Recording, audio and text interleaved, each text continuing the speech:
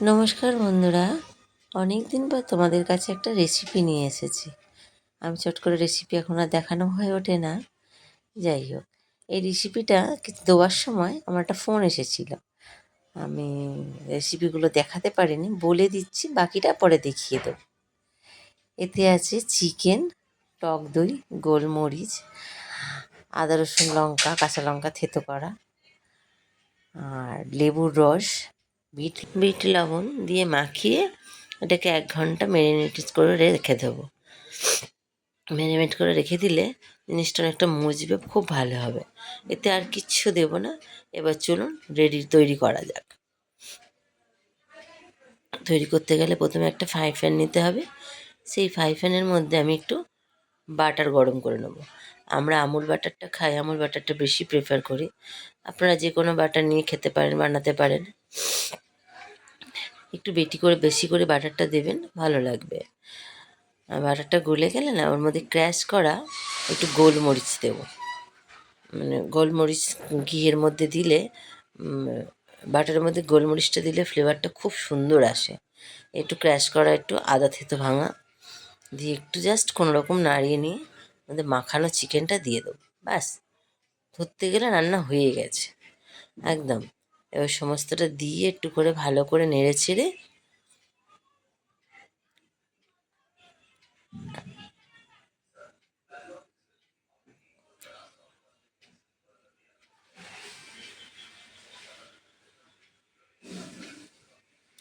দেখবেন দেওয়ার সময় যেন গ্যাসটা জোরে না থাকে, তলায় গোলমরিচটা পুড়ে যাবে।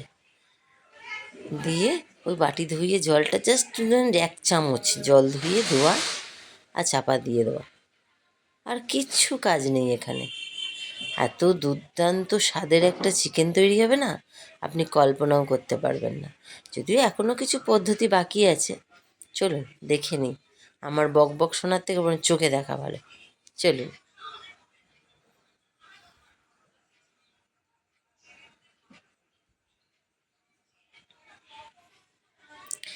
একটু ভালো করে সেট করে দিলাম।